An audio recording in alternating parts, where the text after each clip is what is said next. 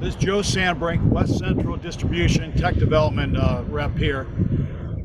Today we're over in Collinsville, Illinois.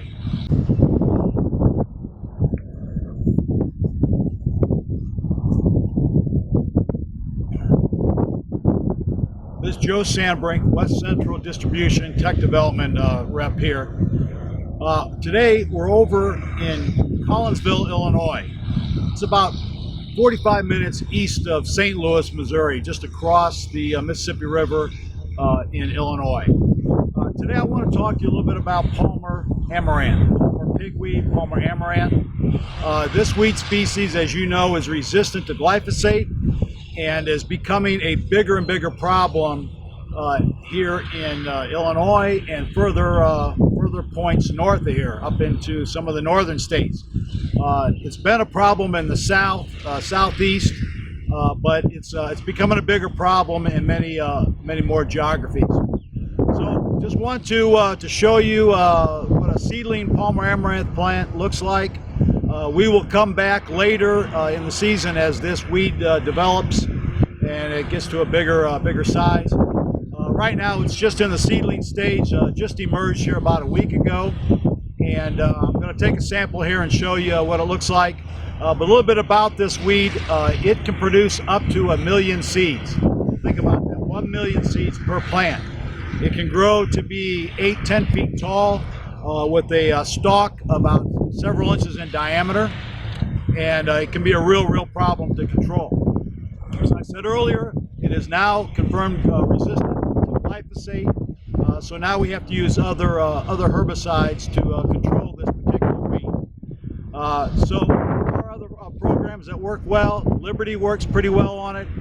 Dicamba and 2,4-D also will be new technologies that we'll be able to incorporate into our weed control system. But the best way to manage this weed really is to prevent it from germinating. So the use of residual chemistries is critical to a successful weed management program to control this weed. How did this weed get here? Well, this particular farmer, he's a row crop farmer, corn, soy, wheat, but he also has vegetable crops that he grows here in the Mississippi floodplain. He purchased a combine from southeast Missouri, Sykeston, Missouri, which is down in the Boot Heel of Missouri, down in the Delta, and brought that combine up here to Collinsville. And that combine had some Palmer Amaranth seed contaminated on that combine. Within 3 to 4 years, his entire farm here became infested with Palmer Amaranth.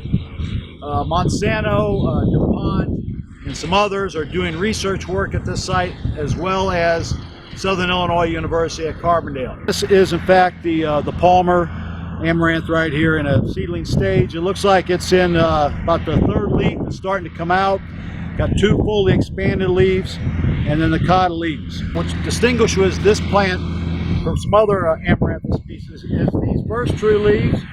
And as these leaves expand, you'll notice that the petiole on this leaf is quite a bit longer than in other amaranth species. I can in fact take that and fold that petiole, and it'll be about the same length as the leaf. That's one of the key distinguishing features or characteristics of Palmer Amaranth. As I said, this plant will grow to be 8 feet tall. It will put on several inches of growth within a couple days. So if I come back here next week, it's likely that this plant will be several inches tall, and within a few weeks it'll probably be up to my knee. Now, to control this weed, it's very important that we get it in the stage where it's about 4 inches or less. So when you look at that, that's probably only maybe a week to 10 days away. Once this weed gets beyond 4 inches, it becomes very challenging. I mentioned dicamba, 2,4-D, Liberty does a reasonably good job. Some of the PPO chemistry can be effective, although we are also seeing cross resistance to PPO chemistries. So the things like Blazer, Flexstar, those types of chemistries. Again, those have limited use. You must get this weed treated when it's in that seedling stage. So that 4-inch range would really be the max weed height that we're